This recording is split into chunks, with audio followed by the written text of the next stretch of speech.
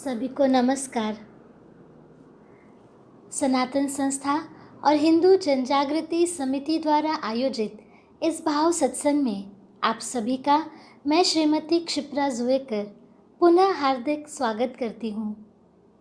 सर्वप्रथम हम जगत गुरु भगवान श्री कृष्ण जी, स्थान देवता, वास्तु देवता, इनके चरणों में प्रार्थना करेंगे कि आज का ये सत्संग निर्विघ्न रूप से संपन्न हो।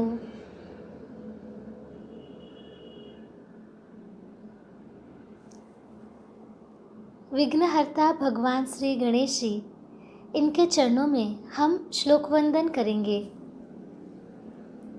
वक्रतुंड महाकाय सूर्यकोटि समप्रभ निर्विघ्नं कुरु मे देव सर्वकार्येषु सर्वदा।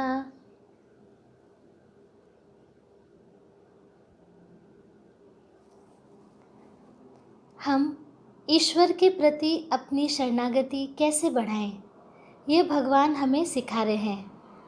कल हमने सीखा कि हमारा जीवन, हमारा मन अनेक विचारों से, दोषों से मलिन हो गया है।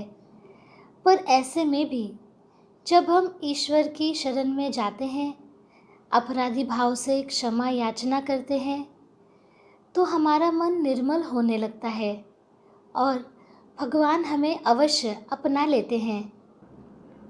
स्वामी रामकृष्ण परमहंस जी बताते हैं कि मनुष्य जन्म की सार्थकता ईश्वर प्राप्ति में ही है। हमें अपने क्रियमान का उपयोग खरा आनंद पाने के लिए, अर्थात नाम जप, सत्संग, सेवा करने के लिए करना चाहिए।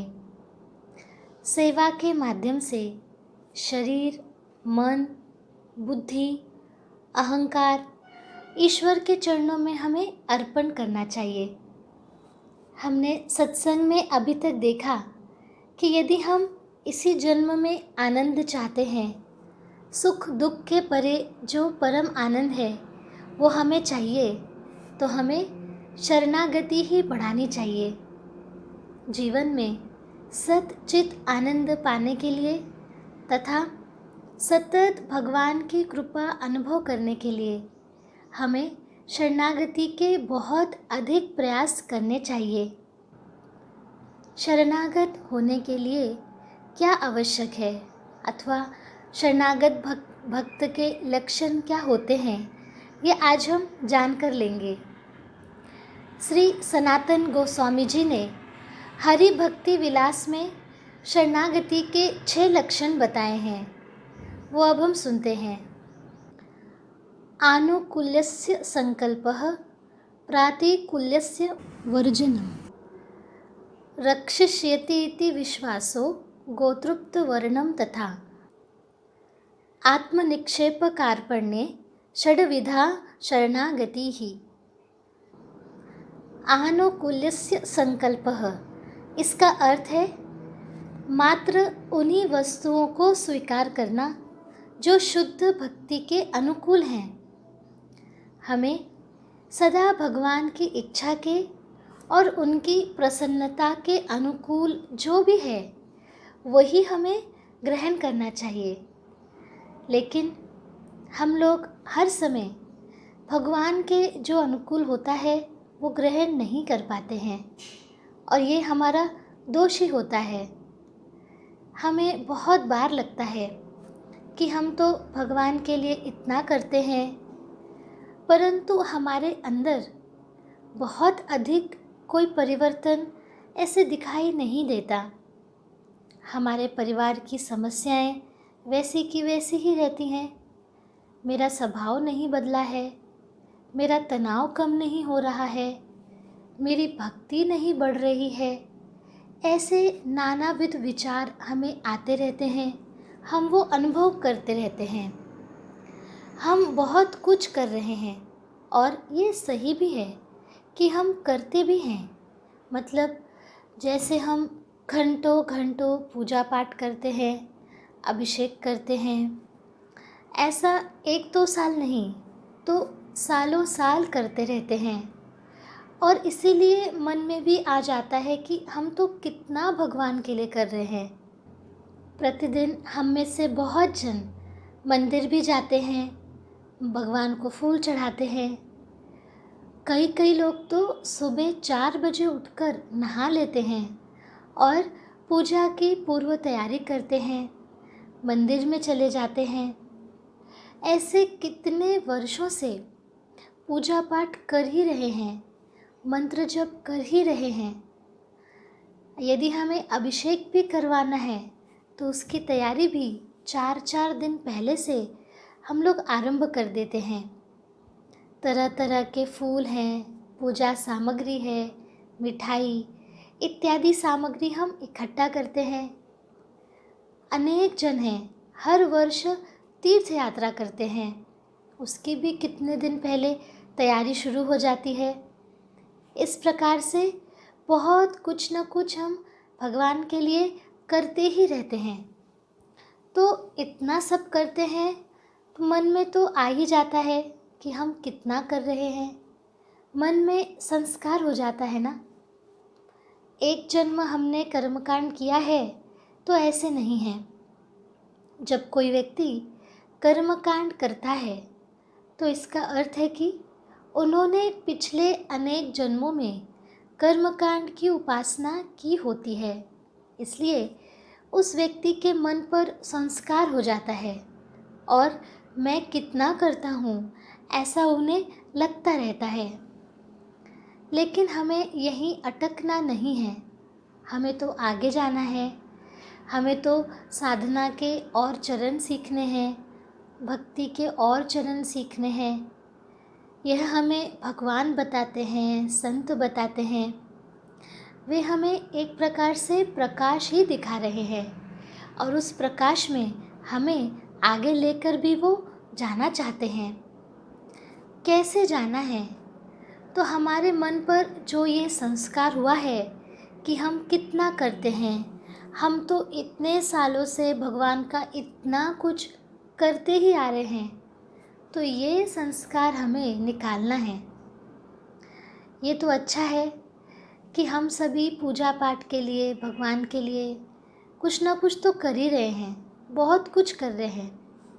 परंतु इससे भी आगे जाने के लिए हमें अपने जो ये विचार हैं, हमारे लिए जो बाधक हैं, उन विचारों से हमें बाहर आना चाहिए। क्योंकि एक तरफ है कि हम भगवान के लिए इतने प्रयास कर रहे हैं, पूजा पाठ कर रहे हैं, मंत्र जप करते हैं, सुबह सुबह उठ जाते हैं।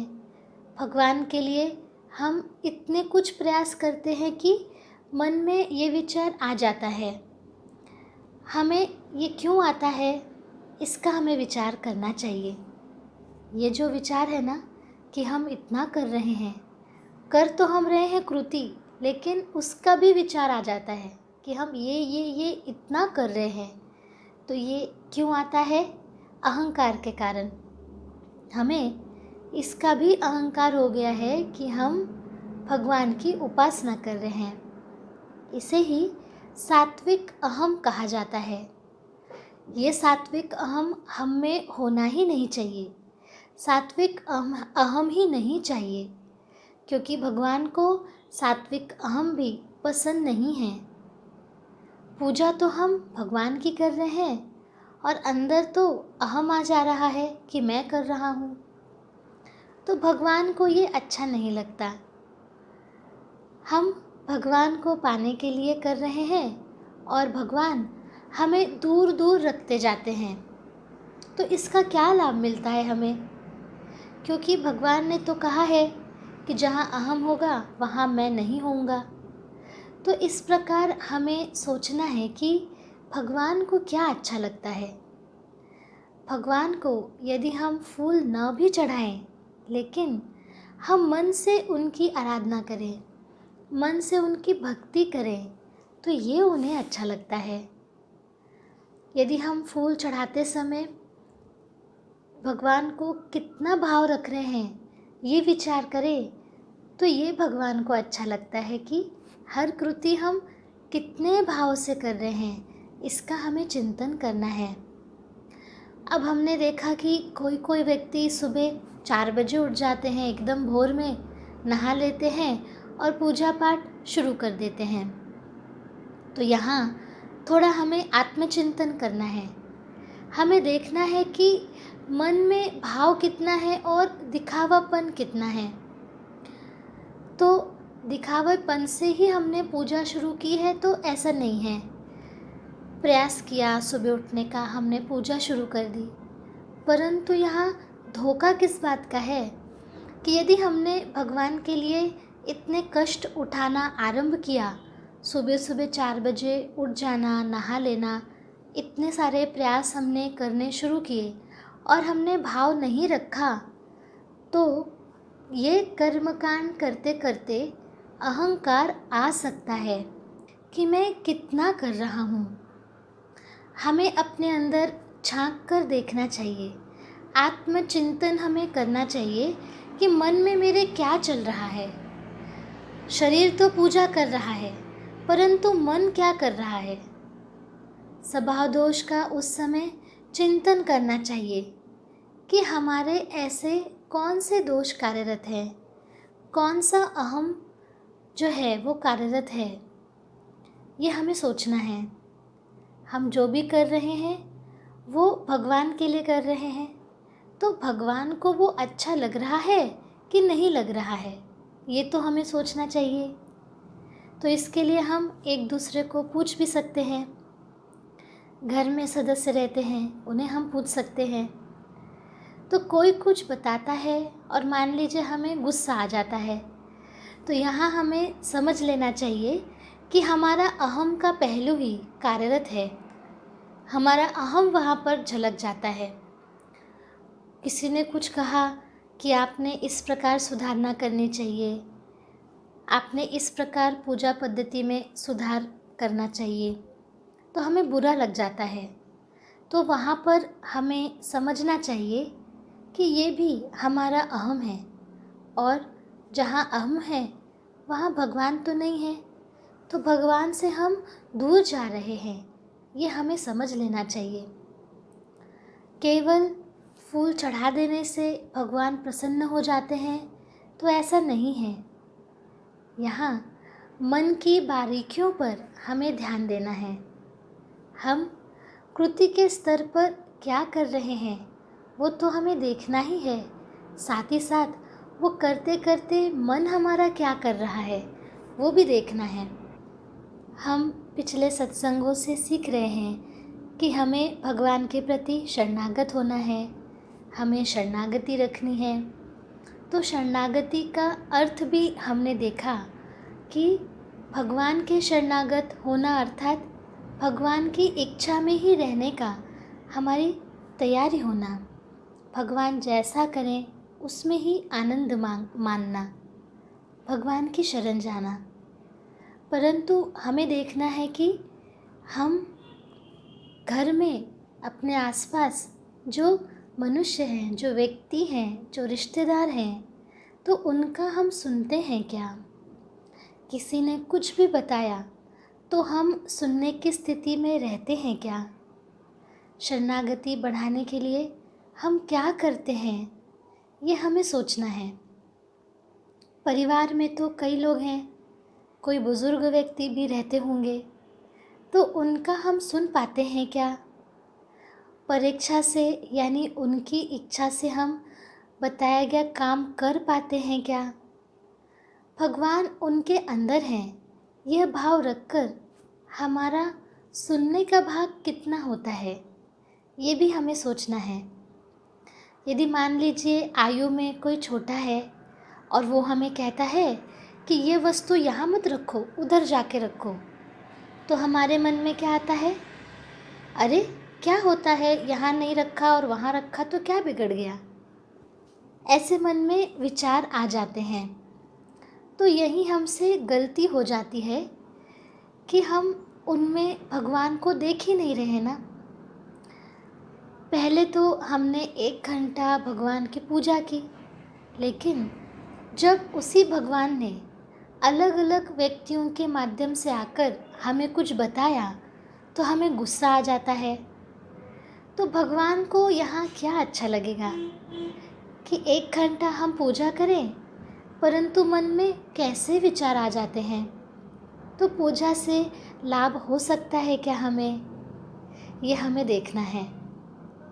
केवल मंदिर में जाकर एक एक घंटा पूजा करने से हमें तो ये समझ में नहीं आने वाला। भगवान तो किसी भी रूप में कहीं भी प्रकट हो ही सकते हैं ना। तो कौन से रूप में आएंगे ये हम पहचान ही तो नहीं पाएंगे।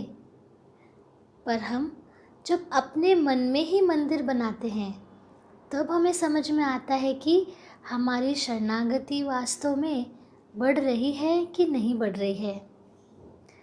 तो पहले हमें कोई 5 सूत्र लेकर प्रयास करने होंगे। शरणागति बढ़ाने के लिए हमें इस प्रकार से प्रयास करने हैं कि जैसे मानिए हमने एक गुण लिया कि दूसरों का सुनना चाहिए।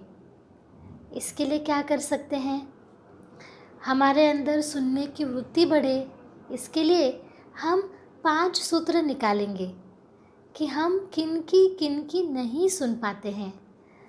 अब उदाहरण लीजिए तो हम अपने पिताजी की नहीं सुन पाते क्या, पत्नी की नहीं सुन पाते, किसी मित्र की नहीं सुनते इत्यादि।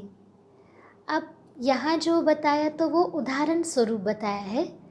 तो हमारी साधना में ऐसा जो दोष अड़चन बन रहा है तो हम दूसरा दोष भी ले सकते हैं। फिर हम ये सूत्र निकाले कि हमने कितनी बार नहीं सुना। तो ये जो गलती है कि हमने समझ लीजिए पत्नी ने कुछ कहा और हमने सुना नहीं, पिताजी ने कुछ कहा हमने सुना नहीं, तो ये तो गलती ही हुई। तो ऐसी 5 गलतियां हमें ढूंढनी है और हमें लिखनी है। फिर हमें चिंतन करना है कि यदि किसी ने हमें टोका तो हमें कितनी बार अच्छा लगा अथवा कितनी बार हमें अच्छा नहीं लगा। तो इस प्रकार हमें अपने मन का चिंतन करना है। ये चिंतन अच्छा हो सके इसके लिए सनातन संस्था ने स्वभाव दोष निर्मूलन के ग्रंथ भी प्रकाशित किए हैं। ये ग्रंथ भी आप पढ़ सकते हैं। हमारे जीवन का उद्धार स्वभाव दोष इनको दूर करने से ही होगा। अहम निर्मूलन करने से ही हमारा उद्धार हो सकता है। तो इसके लिए हम प्रयास क्यों नहीं करेंगे, ये हमें अवश्य करना चाहिए। सनातन संस्था के संस्थापक परात्पर गुरुदेव परम पूज्य डॉक्टर आठवले जी ने स्वभाव दोष निर्मूलन यह बहुत सरल उपाय बताया है। स्वभाव दोष दूर कीजिए और जीवन में आनंद पाइए। सभी को लगता है कि षड्रिपु नष्ट होने चाहिए, क्रोध नष्ट होना चाहिए, लोभ नहीं होना चाहिए इत्यादि। और ये बात तो हम न जाने कितने सत्संगों में, कीर्तनों में, भागवत कथा में तो यही सुनते आते हैं कि षड्रिपु से हमें दूर रहना चाहिए। जो षड्रिपु है वो निकालनी चाहिए हमारे मन से। पर प्रश्न तो यहाँ आ जाता है कि ये नष्ट होंगे कैसे। होनी तो चाहिए, ये तो बात सही है। मन में हमारे भी इच्छा रहती ही है, क्योंकि कष्ट होता है ना षड्रिपुओं से। और षड्रिपु रहेंगे तो भगवान कैसे आएंगे मन में। तो मन में इच्छा है कि षड्रिपु नहीं चाहिए, परंतु हम ये कर नहीं पाते। हमारे हाथ में भी ये नहीं है।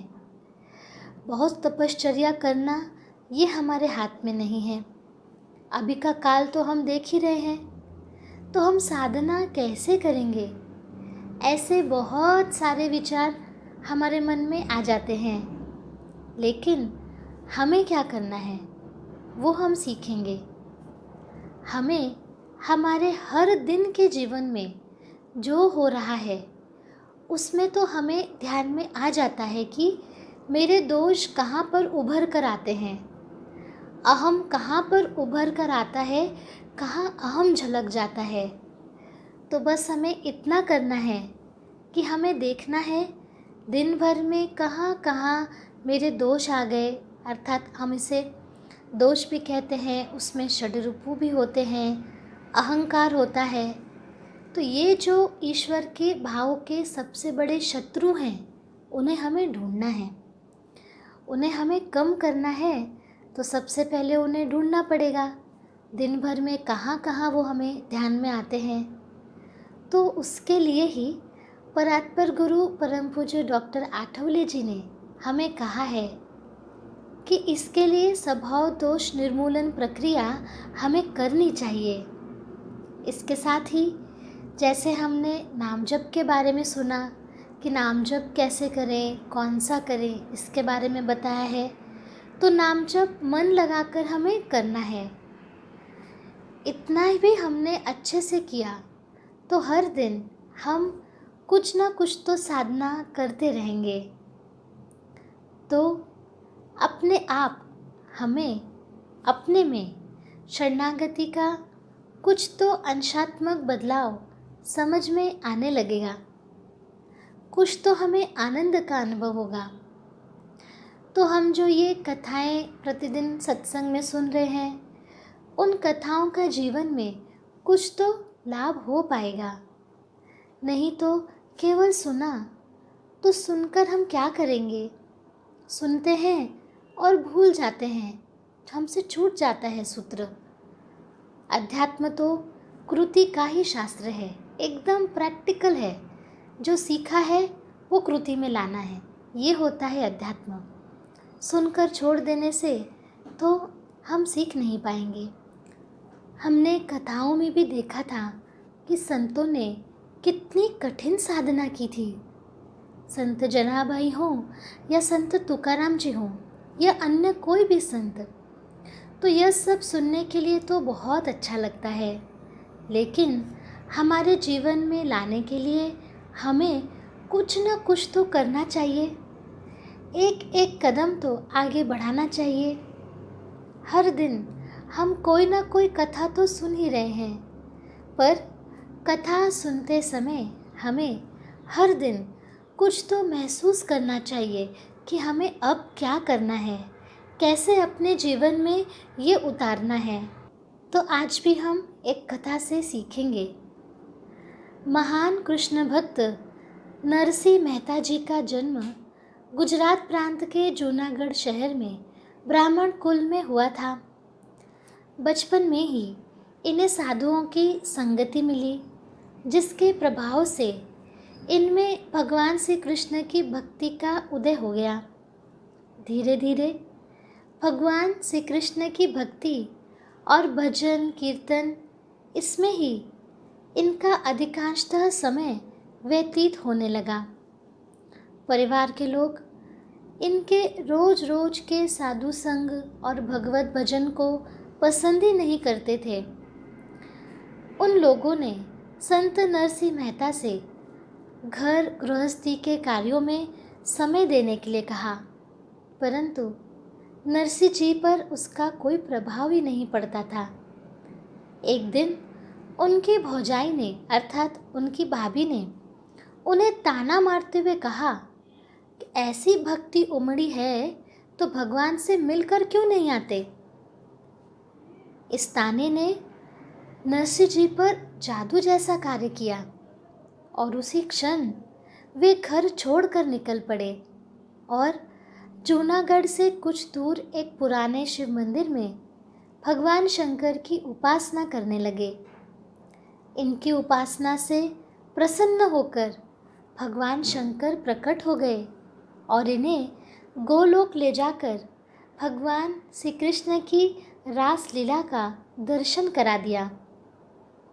दिन रात भजन कीर्तन में लगे रहने से भरण पोषण के लिए तो कोई वे कार्य कर नहीं पाते थे, तो नरसिंह जी के परिवार को भूखे रहने की नौबत आ जाती थी।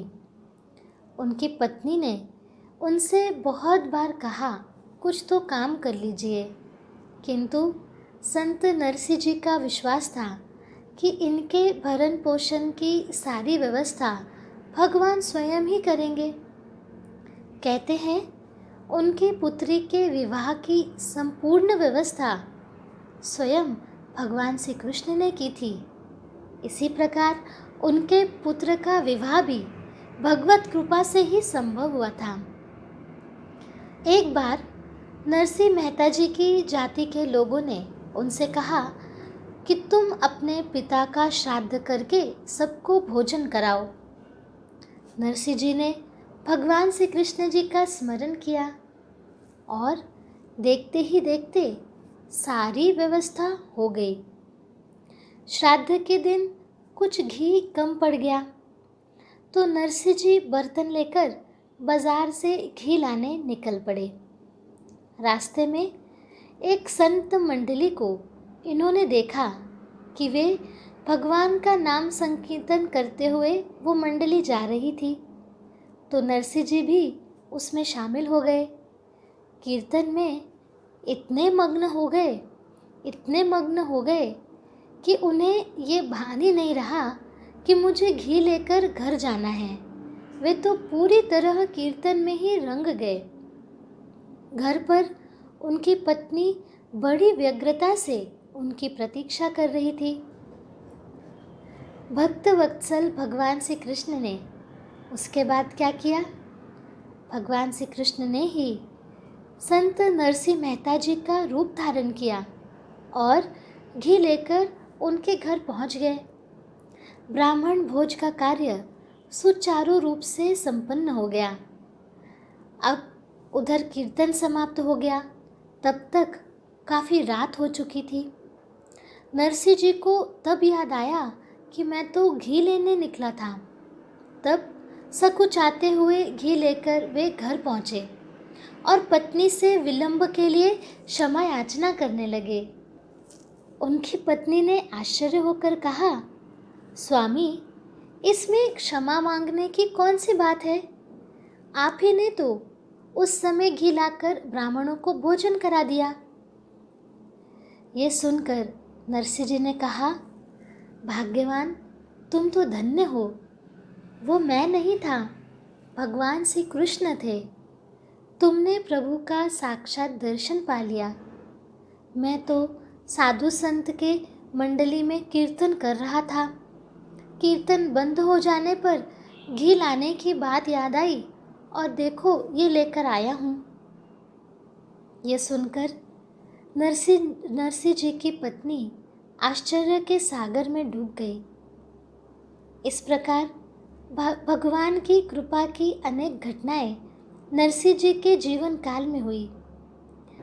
परम भक्त नरसिंह मेहता जी संसार के असंख्य प्राणियों को भगवत कृपा एवं भगवत भक्ति का कल्याणमय पथ दिखाकर अंत में गोलोकवासी हुए। अब हम देखते हैं शरणागति का दूसरा लक्षण, प्रातिकूल्यस्य वर्जनम। शुद्ध भक्ति के प्रतिकूल सभी वस्तुओं को अस्वीकृत करना, ये इस पंक्ति का अर्थ है। जो भक्ति के लिए प्रतिकूल है उसे छोड़ देना चाहिए। पर होता क्या है, भगवान के प्रतिकूल जो है वो हम छोड़ते ही नहीं। जैसे हमारे बहुत से स्वभाव दोष हैं, पर हम उन्हें छोड़ने के लिए बहुत कम पड़ते हैं, हमारे प्रयास कम पड़ते हैं। अब दोष जैसे कि अपेक्षा करना, पूर्वाग्रह रखना, झूठ बोल देना, दूसरों का विचार न करना, अन्यों की निंदा करना, और अहंकार कैसा रहता है? अपने मत पर ही अड़े रहना, अर्थात अपने विचारों पर ही अड़े रहना, स्वयं को श्रेष्ठ समझना, दूसरों की सुनना नहीं, गलती स्वीकार न करना, ऐसे अनेक दोष और अहम जो वास्तव में हमें त्याग देने चाहिए, पर हम हैं कि उसे हम छोड़ नहीं पाते। पर ईश्वर प्राप्ति के लिए इन्हें दूर करने का प्रयास किया तो ही हम में शरणागति बढ़ सकती है। अब हमारे दोष, स्वभाव दोष कैसे कार्य करते हैं? जैसे कुटुंब में हम रहते हैं, एक परिवार में हम हैं, किसी ने हमारे मन के अनुसार नहीं किया तो एक दूसरे की निंदा हम करने लग जाते हैं। यदि मेरी इच्छा के विरुद्ध कुछ हो गया तो मुझे क्रोध आने लगता है।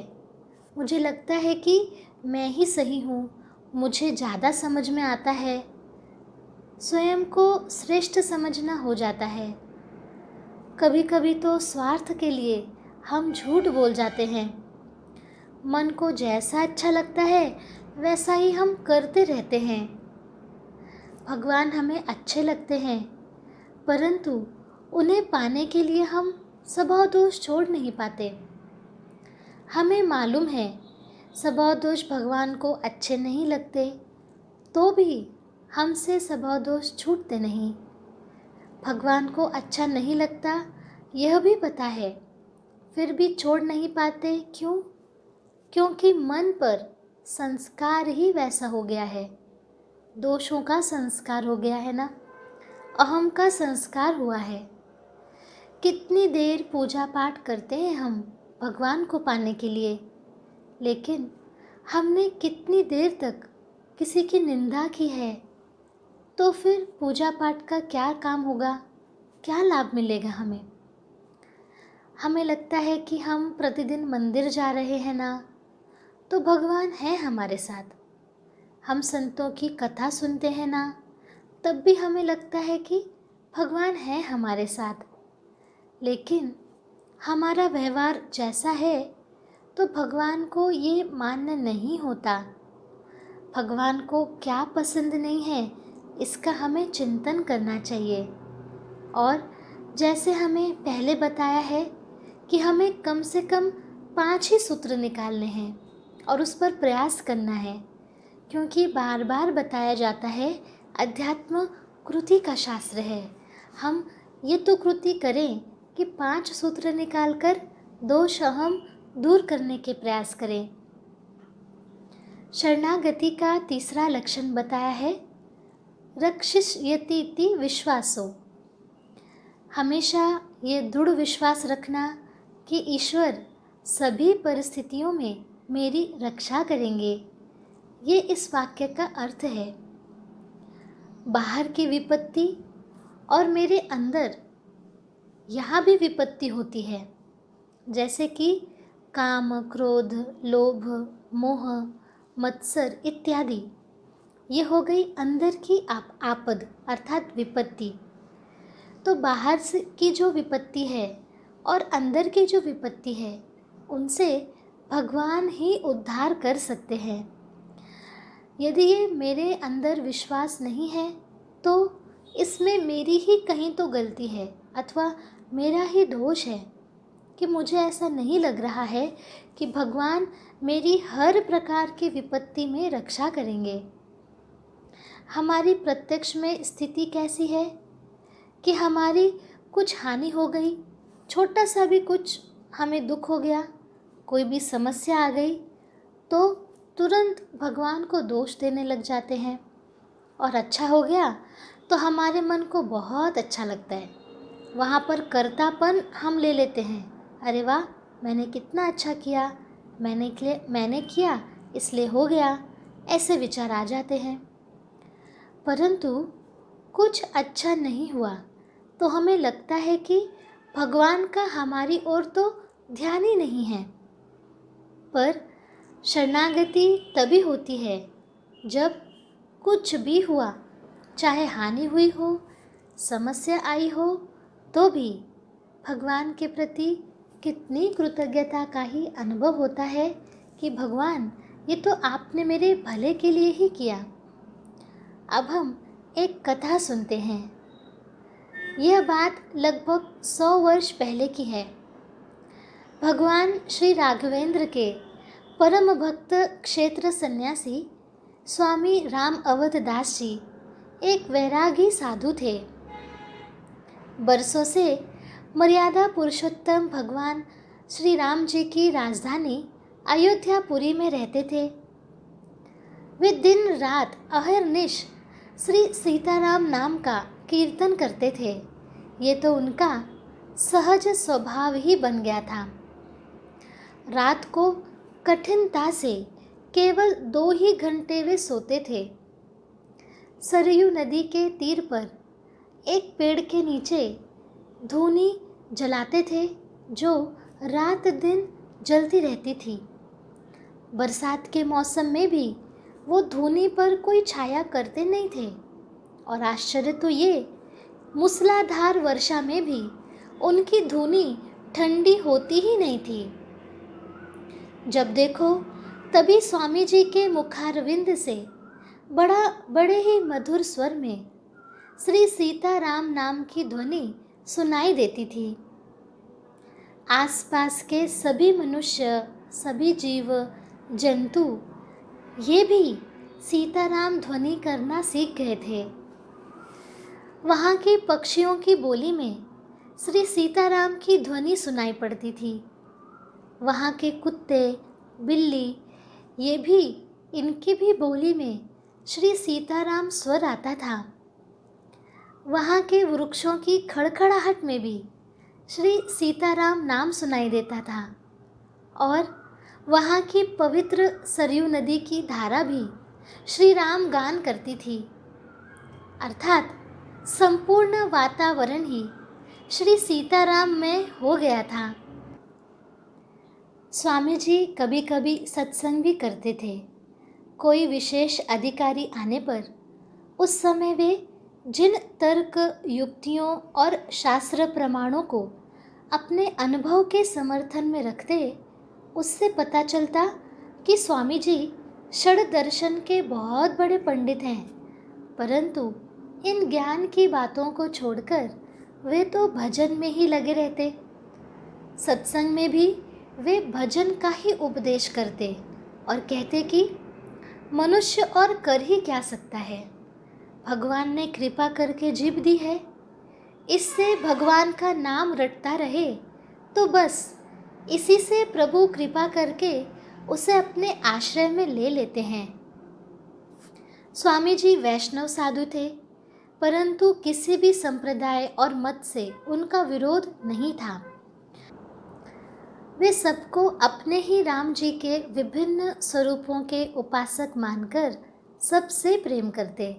एक बार स्वामी जी ने अपने श्रीमुख से अपने पूर्व जीवन का वृत्तांत एक संत को सुनाया था।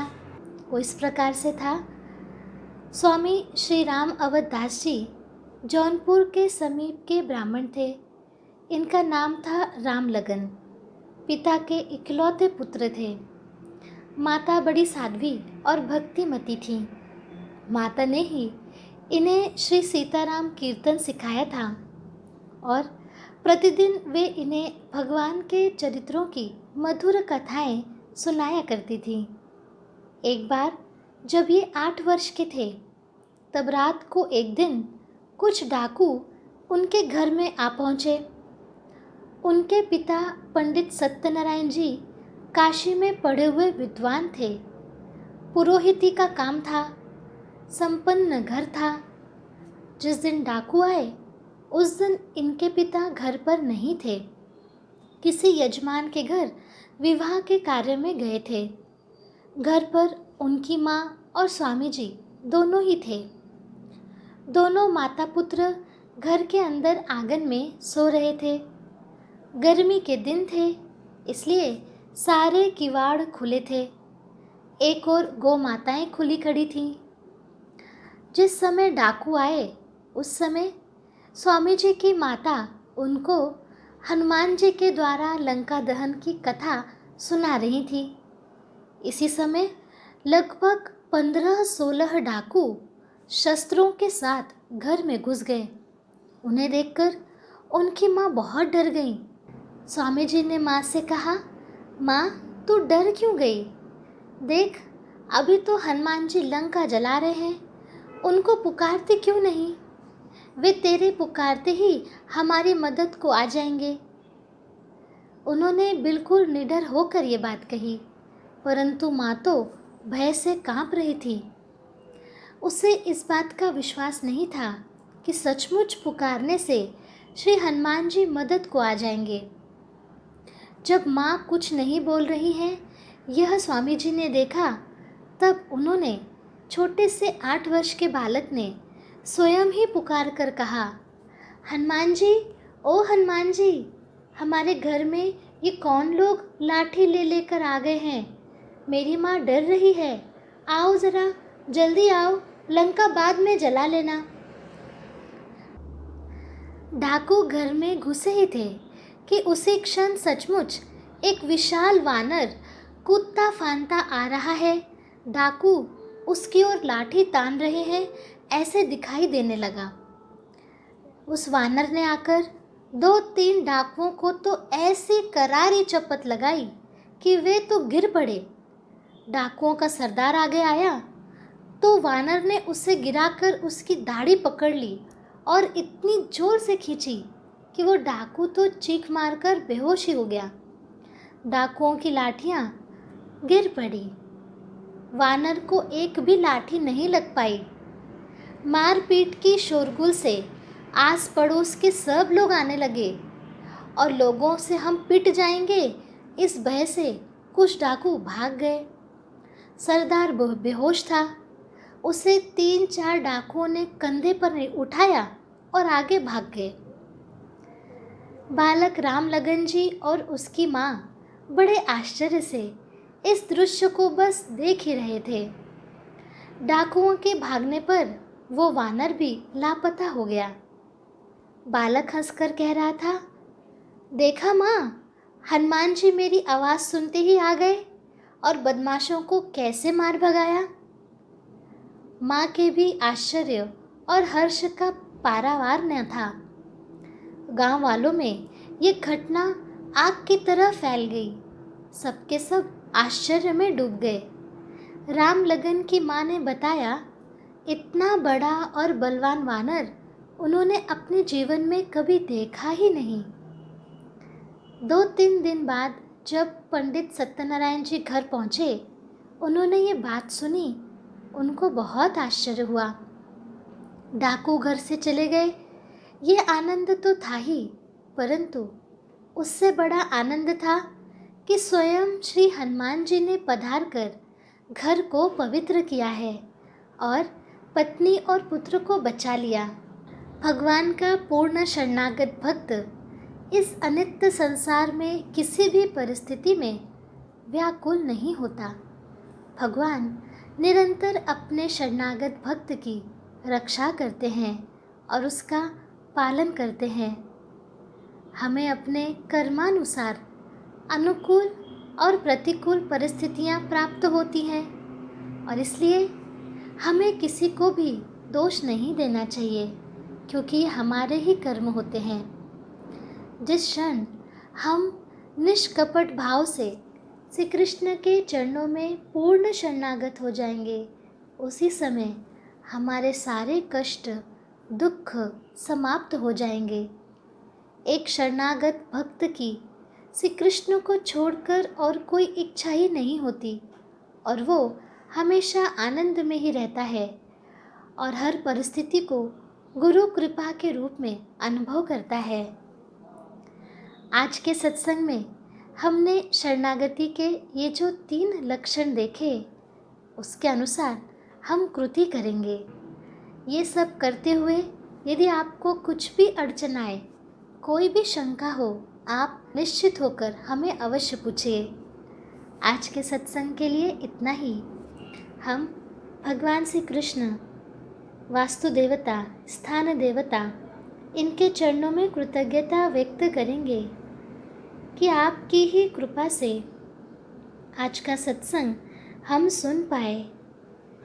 आपने हमें शरणागति के अनमोल सूत्र बताए और उस पर कृति करने का मार्ग भी दिखाया। हम आपके चरणों में कृतज्ञ हैं। मिलते हैं कल के सत्संग में। सभी को नमस्कार।